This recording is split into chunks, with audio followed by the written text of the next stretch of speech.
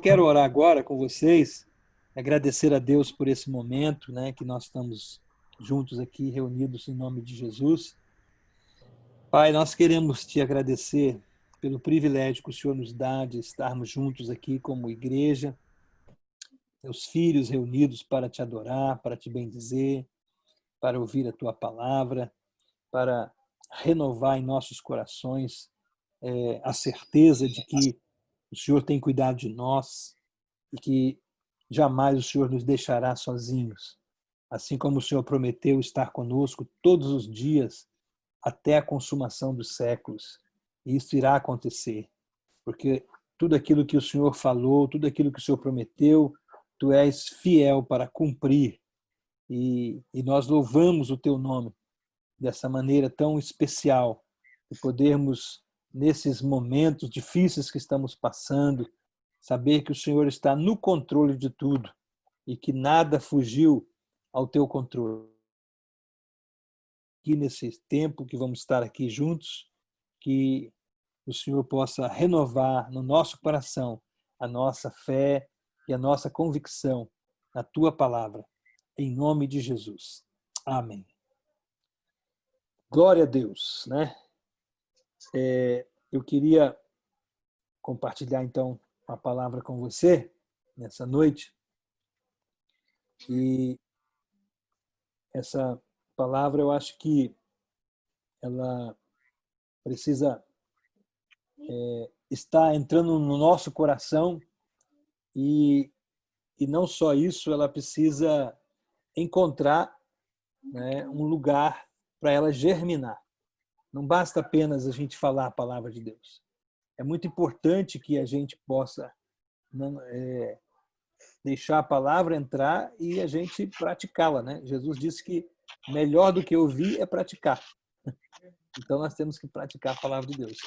E começando aqui por um versículo muito comum, que eu creio que todo mundo, a maioria conhece, do Evangelho de João 4, versículo 24, né? Jesus fala algo aqui muito interessante para nós. João 4, 24. Ele diz assim, versículo 24, pois Deus é Espírito, e é necessário que seus adoradores o adorem em espírito e em verdade. Então, Deus é Espírito, e importa que seus adoradores o adorem em espírito e em verdade. O apóstolo Paulo, ele fala outra coisa aqui em Efésios capítulo 4, versículo 11, ele usa a alegoria de um corpo, né, para falar acerca dos dons da igreja. Então, Efésios 4:11 é um dos lugares mais preciosos da Bíblia em relação ao trabalho do Espírito Santo na nossa vida. Ele designou alguns para apóstolos, outros para profetas, outros para evangelistas, outros para pastores e mestres. Eles são responsáveis por preparar o povo santo para realizar sua obra e edificar o corpo de Cristo, até que todos alcancemos a unidade que a fé e o conhecimento do Filho de Deus produzem e amadureçamos, chegando à completa medida da estatura de Cristo. Então, essa já é uma palavra de Paulo para nós e já nos faz uma advertência com relação aos ministérios que Deus colocou na igreja. E isso vai criar para nós uma maneira de nós fazermos uma pergunta apenas. E nessa noite eu queria apenas fazer uma pergunta para nós, né? Para quê? Para que a igreja existe? Para que a igreja existe? Qual é a finalidade? Qual é o propósito da igreja? Por que nós nos denominamos igreja e para que estamos aqui, né? Por que a igreja existe, né? Por que nos reunimos aqui para conversar, ouvir a palavra? Nós sabemos o porquê, né? Porque quando a gente faz a pergunta por quê, nós olhamos para trás. Porque nós estávamos separados de Deus, estávamos no pecado, nós estávamos condenados. Então, o Senhor nos alcançou. E a partir do momento que Ele nos alcançou com um propósito. E Deus está querendo cumprir esse propósito. Então, o significado de nós lermos a Bíblia, de nós buscarmos conhecer a Deus, está exatamente baseado nesse propósito da igreja, que é a finalidade pelo qual Deus nos salvou, a finalidade pelo qual Ele nos encheu do Espírito, Ele nos deu vida, para que a gente cumpra esse propósito. Então, estar na igreja não é apenas eu vou lá para ver um culto, participar, uma música maravilhosa, comer alguma coisa gostosa, né? Rever os irmãos, abraçar. Não, isso aí, esse propósito é nosso, não é o de Deus. A proposta de Deus é outra, a finalidade de Deus é outra. Então, em relação a Deus, a igreja ela existe com um propósito. Primeiro, ela existe com o propósito de adoração, que é a maior missão da igreja. Então, João 4:24, ele diz exatamente isso, porque Deus é espírito e é necessário que seus adoradores o adorem em espírito e em verdade. Então, o primeiro propósito, a primeira finalidade pela qual Deus criou a igreja, né, é com a finalidade de adoração. Então, ele quer ser adorado. Deus quer ser adorado, não é? E é importante. A igreja é uma comunidade de adoradores, não é? A igreja ela tem a maior missão, e a maior missão dela é adorar a Deus. A gente pensa que a missão da igreja é cuidar de pobre, que a gente cuida dos pobres, né? Faz a parte social, né? A gente expulsa os demônios, a gente dá comida, a gente ensina a palavra, mas a parte principal da igreja é levar as pessoas a adorar a Deus, né? Adoração. Deus, ele não é homem. Deus não é uma pessoa, simplesmente. Deus é espírito. E a Bíblia fala aqui que os seus adoradores devem adorá-lo em espírito e em verdade. Por isso que a importância da igreja ela é tremenda, porque ela não precisa dessa estrutura toda que a gente tinha aí, não é? Para dizer que somos igreja. A igreja não está na parede, no prédio. A igreja não está naquilo que a gente preserva, né? Que é as coisas bonitas. A gente faz até passa até fazer umas pinturas lindas, né? A gente prepara tudo muito bonito e a gente chama aquilo de igreja. A igreja não é o templo, a igreja não é o local, a igreja somos nós, verdadeiros adoradores. Então, pessoas que amam ao Senhor, que têm um relacionamento com Ele. E se nós olharmos aqui em João capítulo 4, nós vamos ver que Jesus ele está falando isso para a mulher samaritana. E aquela mulher, no versículo 25, ele diz, a mulher disse para ele, eu sei que o Messias, aquele que é chamado Cristo, virá, e quando ele vier, ele nos explicará tudo. E então Jesus disse para ela, sou eu o que falo com você. Ou seja, Jesus já estava ali, dizendo para ela, olha, isso aqui que eu estou dizendo para você é a verdade. Igreja é um lugar de adoração. E quem é a igreja? A igreja ela é feita de adoradores. Ela não é feita de barro, cimento, areia, pedra, madeira, não. Ela é feita de pessoas. Essa igreja que nós estamos falando é uma igreja que ela se encontra em qualquer lugar, igual nós estamos aqui nessa noite. Aqui, ó, nós somos um grupo aqui de 12 pessoas, então nós somos uma igreja, né? Aqui estamos representando uma igreja. Não é toda a igreja do Senhor Jesus, mas é um corpo que está em adoração, não é? Buscando a presença dele, ouvindo a palavra, recebendo e depois praticando e tendo comunhão uns com os outros. Então, isso que é a igreja de Jesus. Por muito tempo, principalmente nós que somos brasileiros, né, e por causa do catolicismo, então nós somos ensinados que igreja é o templo. Né? Cada cidade pequenininha do Brasil tem um templo católico lá estabelecido. Né? Isso para mostrar a presença da igreja. Muitas das vezes tem um templo, mas não tem igreja. Tem o templo, mas cadê as pessoas? A igreja. Né? Então, se não tiver o templo, tem a igreja. Se tiver templo e tiver a igreja, amém. Mas se não tiver o templo, não quer dizer que a igreja não esteja. Então, esse entendimento, né, essa leitura, ela precisa ser novamente refeita no nosso meio. Temos que entender que a igreja ela é descrita na Bíblia como uma comunidade de adoradores, né? E a Bíblia fala lá em Apocalipse, né?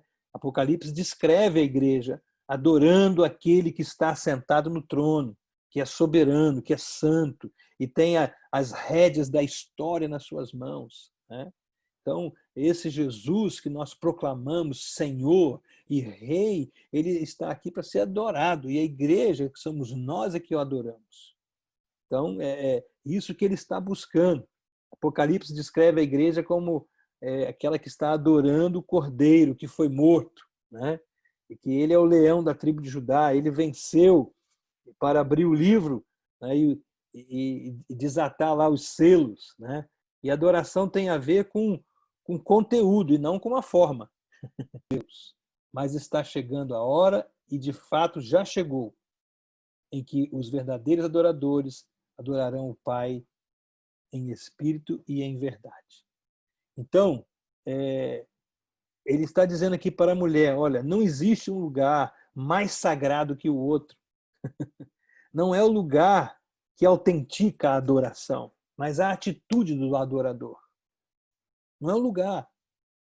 E nós criamos, desculpa aí da palavra, não é? Sem ofender ninguém, nem igreja nenhuma, mas nós criamos uma certa idolatria com nossos templos, né, que nós criamos.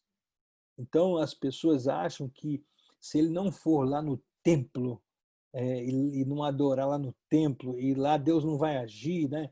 É só lá que Deus vai agir. Se não estiver lá no templo, então não vai haver a unção de Deus, a bênção de Deus, a manifestar de Deus, a libertação de Deus, a graça de Deus. Não, a Bíblia nunca mostrou isso. Pelo contrário, Jesus está dizendo aqui para aquela mulher samaritana, olha, não é aqui no Monte Gerizim, nem em Jerusalém.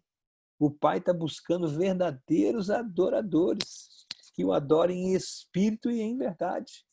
Então, não é o local é secundário. Não é? O lugar não vai autenticar essa adoração, não é? Mas sim o que está dentro de nós, a nossa atitude como adorador. Isso é que vai autenticar o nosso culto. E se nós estivermos aqui, nesse momento, com a atitude de adoradores, não é? Nós vamos, então, adorar com certeza a Deus, e Deus vai se agradar da nossa adoração. E a adoração, ela está centrada num coração quebrantado e contrito. É um coração que está totalmente submisso e contrito à vontade de Deus e que está desejoso de comungar com Ele, não é? De se relacionar com Ele. Então, não é adoração, ela não pode ser feita sem entendimento. E é interessante que Jesus fala isso aqui no versículo 22. Ele diz assim, versículo 22. Vocês, samaritanos, sabem muito pouco a respeito daquele a quem adoram. Olha só, ele está falando aqui exatamente disso. Não é?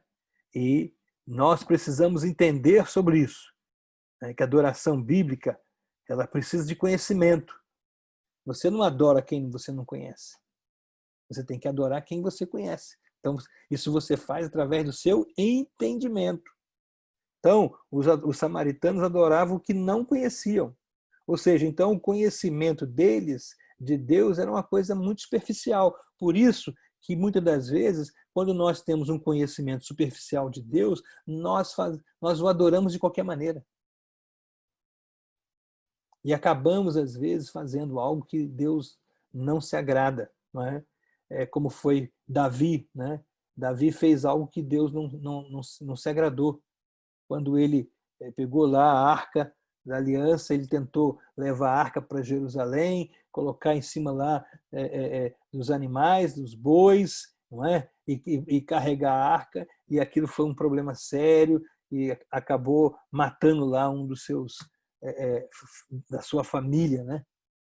E aquilo foi uma coisa terrível para Davi e o coração dele. A partir dali ele ficou triste, ele se entristeceu, porque ele estava carregando a arca de qualquer maneira. Ou seja, pouco conhecimento, a gente acaba fazendo coisa errada. E a gente não pode. Então, é muito importante que, como Jesus diz aqui, os samaritanos não conheciam, mas nós precisamos conhecer, né? Quando a gente tem um entendimento correto das coisas, a gente passa a adorar a Deus da forma correta e não depender de ninguém, né? E não é a adoração, ela é descentralizada da pessoa de Cristo. Pelo contrário, ela está ligada à pessoa de Jesus. Então, se você conhece o Senhor, você vai saber como adorá-lo. Então, a gente acaba nos relacionando com Ele da forma correta. Tem muitas pessoas que se relacionam com Deus de uma forma muito formal. Não consegue chamar Deus de pai, não consegue chamar Deus de amigo, não consegue chamar Deus, né, é, às vezes nem de Senhor, né? Então, às vezes, muitas das vezes, essas pessoas ela têm uma formalidade tão grande que Deus está lá no céu e ela aqui na terra e não tem intimidade com Ele. E isso aí é claro que vai interferir na maneira como nós o adoramos. Se nós conhecemos a Deus como alguém formal, um Deus lá no céu, distante de nós, que não fala conosco, não é? Ou que se relaciona de uma maneira tão distante, tão fria, isso vai repercutir na maneira como nós vamos adorá-lo.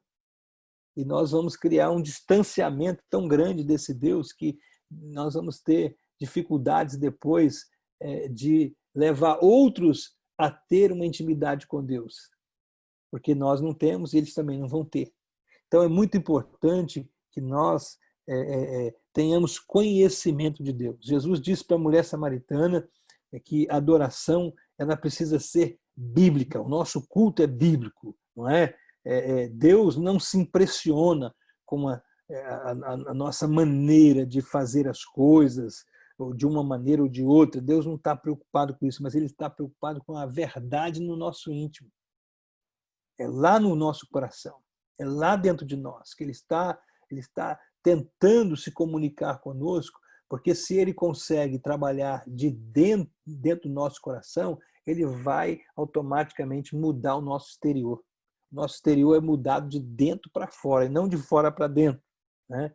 Então, a adoração ela precisa estar mais envolvida com a sinceridade, né? Ela precisa ser em espírito, né? Ou seja, de todo o coração. Ela precisa ter fervor, né? E quando nós fazemos isso, não tem espaço para um culto frio, não tem espaço para um culto seco, né? Sem choro, sem vida. Algumas pessoas falam assim, mas eu fui na igreja e o culto estava pesado, estava difícil, estava complicado, né? E por que estava complicado? Será que eu cultuei da maneira certa? Será que eu realmente estava preparado para aquele momento ali? O que fez com que aquilo ficasse pesado? Talvez estivesse pesado para mim, mas não para outros. Porque a adoração ela está dentro de nós ali, da nossa atitude. Como que nós estamos, na verdade, agindo diante daquele que nós chamamos de Deus, que nós invocamos como Deus, como Senhor e da nossa vida. Então, essa adoração que está no nosso coração, ela vai se expressar de uma maneira tremenda, porque Deus ele não está alheio à adoração. À medida em que nós o adoramos, ele está ali recebendo adoração e aquilo vai se corresponder. Nós vamos ter uma interação ali com o próprio Deus. À medida que a gente adora Ele, a presença dele vai nos tomar. E pode, quem estiver frio no culto, pode quem estiver vivendo de uma maneira lá, naquele momento, diferente da gente, mas nós vamos sair abençoados, porque a nossa atitude faz toda a diferença naquele momento. Então, o adorador ele precisa entender que a sua vida, né, é a vida de adoração. Na verdade, a nossa vida é a nossa vida de adoração. É isso que é a nossa vida. Quando nós adoramos e conhecemos a Deus e adoramos esse Deus verdadeiramente, as coisas mudam, a atmosfera muda, as situações mudam, tudo muda na nossa vida e nosso derredor. A gente passa a viver algo que a gente nunca viveu. E as experiências dos milagres, da presença de Deus, elas passam a ser algo extremamente poderoso, não é? E muito patente para nós. Isso a gente vai experimentando à medida que a gente vai vivendo aquele momento de adoração. E a prática da adoração, ela jamais pode estar divorciada, né, da pessoa, do adorador. Então, não tem como, quando eu falo que eu estou adorando a Deus, eu adoro a Deus em todo momento, eu adoro a Deus dentro do trem, eu adoro a Deus na rua, eu adoro a Deus tomando banho, eu adoro a Deus jogando bola, eu adoro a Deus, né? Então, aonde eu estiver, com quem eu estiver, eu vou estar adorando a Deus, eu vou estar glorificando o nome dEle, entendeu? Eu não preciso ir para um culto para esperar que caia fogo do céu, que algo se manifeste, não. A minha vida de adoração é o contrário, a minha vida de adoração vai fazer com que Deus se manifeste, vai fazer com que Ele haja, não é? E vai agir na minha vida e na vida daqueles que estiver ao meu redor, né? Isaías, capítulo 1, versículo 14, diz assim: as vossas festas de lua nova e as vossas solenidades, a minha alma as aborrece. Já me são pesadas, estou cansado de as sofrer. Ou seja, as festas de lua nova, né? As solenidades. Então, muitas das vezes as pessoas estão aí dentro de uma solenidade, né? Uma liturgia, algo assim bem solene, e o coração está longe de Deus. Às vezes é uma festa muito bonita, com tantos atavios, né? Tudo preparado ali, bonito e tal, mas se não tem na origem lá a adoração verdadeira, partindo de um coração sincero, vivendo aquilo ali, praticando aquilo ali, não tem significado nenhum para Deus. Aí nós perdemos tempo, porque Deus não vai aceitar esse tipo de adoração. Ele não vai aceitar esse tipo de atitude, não é? A atitude de adoração a Deus tem que ser algo lá de dentro, né? Existe um autor que ele escreveu um livro muito interessante, né, sobre oração, o nome dele é E.M. Bounds. Ele diz o seguinte: nós estamos procurando melhores métodos, enquanto Deus está procurando melhores homens. Deus não unge métodos, Deus unge homens. Ou seja, Deus unge pessoas. Enquanto nós procuramos os métodos, Deus está nos procurando. E Ele está precisando, né, da nossa adoração, porque nós, a igreja, ela foi criada para isso. O maior propósito de Deus na criação da igreja é adorarmos a Ele. O adorador precisa entender que a adoração não é uma questão de performance diante dele ou diante dos homens, mas é algo que parte de sinceridade do nosso coração em relação ao nosso Deus. O próprio profeta Isaías, ele uma vez levantou a voz em nome de Deus e disse o seguinte: esse povo me honra com seus lábios, mas o seu coração está longe de mim. Já pensou? Deus está no nosso meio e ter esse sentimento de que nós estamos apenas honrando Ele com os lábios, mas o nosso coração está longe dele. Então isso significa que nós não estamos adorando, significa que nós não estamos cultuando, porque não há possibilidade de existir um culto quando não há uma atitude de adoração e submissão ao Senhor. Então, não existe possibilidade nenhuma de se estabelecer um culto. Ou seja, eu não vou para o culto na igreja para cantar, para pular, para ouvir mensagem, e isso, aquilo, outro. Não. Culto é aquilo que eu presto dentro de mim, através da minha sinceridade, meu louvor, não é? E minha adoração ao meu Deus, que um dia me criou e que eu reconheço quem Ele é, o que Ele faz e o que Ele está fazendo na minha vida durante todo esse tempo. É completamente diferente. E é isso que vai fazer com que Deus se manifeste, é isso que vai fazer com que Deus haja na minha vida e na vida de outros. É quando eu estou prestando a Ele um verdadeiro culto através da minha adoração. Então, o adorador tem que entender isso, né? Que o culto, né, ainda que você esteja ali, né, voltado para a presença de Deus todos os dias, mas se você não faz isso com sinceridade, né, para agradar o Senhor com fé, como que vai ser? Ele não vai aceitar, né? Então, o culto ele tem que ter uma conexão com a nossa vida diária, de um reconhecimento e envolvimento espiritual, que vai fazer com que Deus seja verdadeiramente adorado, né? O adorador precisa entender que se Deus não for honrado no culto, é tempo perdido. É tempo perdido. Então, será que algumas vezes nós saímos de casa e perdemos tempo?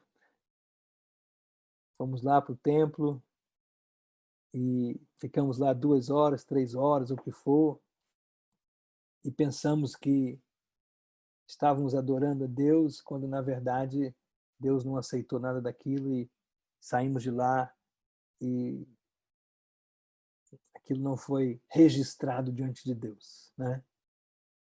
Então, às vezes, pode acontecer como a Bíblia fala, né? No Velho Testamento, algumas pessoas causaram situações diante de Deus que ofereceram a Deus fogo estranho. Ou seja, ofereceram algo que Deus não aceita. E quando nós oferecemos algo que Deus não aceita, é exatamente um fogo estranho. É um fogo estranho. E ele não aceita. E às vezes o fogo estranho ele pode trazer para nós consequências terríveis para a nossa vida espiritual. E para encerrar aqui, eu quero dizer o seguinte: a quem estamos honrando quando nós cultuamos? A Deus? A igreja? O pastor? A liderança? A quem nós estamos honrando quando nós estamos cultuando? A nós mesmos? Quando nós tocamos, cantamos, fazemos isso porque gostamos ou porque estamos tentando expressar a Deus aquilo que Ele é e tentando dar a Ele aquilo que nós, como filhos dele, né? Filhos, expressamos para Ele de uma forma carinhosa, amorosa e levar para Ele a glória e a honra que Ele merece, né? Porque se isso não for feito, se essa não é a maneira de nós adorarmos e fazermos, a Bíblia diz que nossa atitude é como do fariseu, né? Que gosta de cantar, que gosta de falar coisas bonitas, que gosta de se ver no espelho, gosta de se mostrar, mas lá no seu coração ele não tem nada para oferecer a Deus. E a pior coisa que tem, Jesus, ele no capítulo 23 de Mateus, ele condena a atitude dos fariseus. É a pior atitude que existe na Bíblia, né? Que era exatamente daqueles que conheciam a palavra. O fariseu, ele era o escriba, né? Ele era aquele que escrevia a palavra. Então ele conhecia a palavra de Deus. Ele sabia o que era, né? E o fariseu ele tinha se tornado um religioso. Por isso que é farisaísmo, é uma religião. em Israel. Uma seita, é um grupo de pessoas que caminhavam dentro de um entendimento da Bíblia, da palavra, que eles eram os mestres ensinadores, só que eles conheciam bem o corpo doutrinário, mas não faziam nada. O coração deles estava distante. E tudo que fazia era simplesmente era uma performance para demonstrar e mostrar às pessoas que eles cumpriam aquilo que estava escrito, mas não faziam isso com o coração, com a sinceridade. Por isso que muitas das vezes Deus estava a ponto de vomitá-los. E essa é a única maneira que nós podemos, né, dizer para Deus, né, nos relacionar com Deus como uma igreja verdadeira, é quando nós estamos numa verdadeira adoração. Então, acredito que esse momento de pandemia que nós estamos passando, estamos vivendo, Deus está trabalhando na restauração da adoração de cada um de nós, não é? Trazendo as nossas vidas para perto dele. Ele quer agora ver o conteúdo, ele não quer ver a forma. Então, por isso que ele nos tirou dos templos. Agora nós estamos aqui, não é?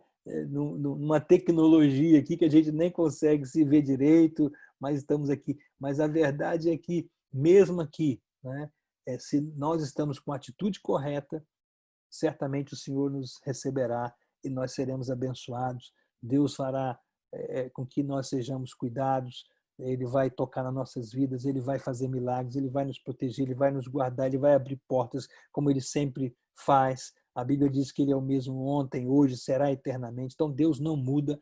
As questões aqui estão fora, né? É fora de questão a questão de quem Deus é. Agora, está dentro da questão quem nós somos e o que estamos fazendo.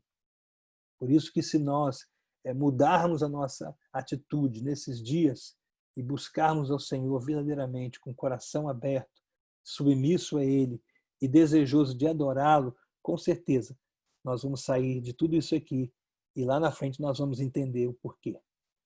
Como diz Paulo aos Romanos, capítulo 8, 28, ele diz que Deus faz com que todas as coisas cooperem para o bem daqueles que o amam. Então, ele vai fazer com que tudo isso aqui que nós estamos vivendo coopere para o nosso bem, para o nosso crescimento, para nossas vidas. Amém? Que Deus abençoe você, que Deus renove o seu coração, a sua vida, que nesse dia, nessa semana, os desafios que você tem, tudo aquilo que está aí diante de você, né? Que muitas das vezes você fica assustado, né? Eu posso dizer para você que se você adorar a Deus em espírito e em verdade, da forma como Deus está desejoso, você vai ver uma grande mudança. Grande mudança. Essa semana eu já recebi uma bênção aqui grande para mim. Estava orando e Deus já me respondeu, né? Deus é bom, Deus é bom. Então ele vai ser sempre bom. Então, e ele não é bom só para mim, porque ele não tem filhos prediletos. Todos que somos filhos de Deus, ele ama todos com o mesmo amor, não é? E ele deseja que todos nós cresçamos e aprendamos dele e sejamos abençoados. Então vamos orar e pedir ao Senhor que nos dê essa atitude de verdadeiros adoradores, né? Pai, nós queremos te agradecer, Senhor.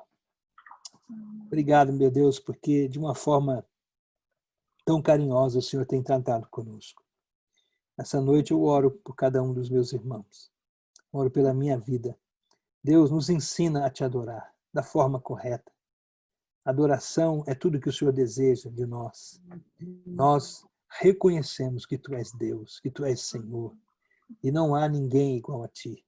Tu és soberano, tu és Senhor, tu és maravilhoso, tu és excelso, tu és digno da nossa adoração, do nosso louvor, da nossa gratidão. Tu és aquele que tem nos sustentado. Tua palavra nos afirma que tu és o nosso pastor e nada nos faltará. Obrigado, Senhor, porque o Senhor alcançou nossas vidas um dia, o Senhor nos salvou, o Senhor nos transformou e hoje nós podemos expressar a nossa adoração a Ti. porque foi para essa finalidade que nós nos tornamos igreja, para adorá-lo, adorá-lo na beleza da tua santidade. Recebe a nossa adoração nessa noite, recebe nosso louvor, recebe a nossa honra, Senhor, que prestamos a Ti, porque Tu mereces toda a honra, toda a glória e todo o louvor. Recebe, então, a nossa gratidão por tudo, em nome de Jesus. Amém. Amém. Amém.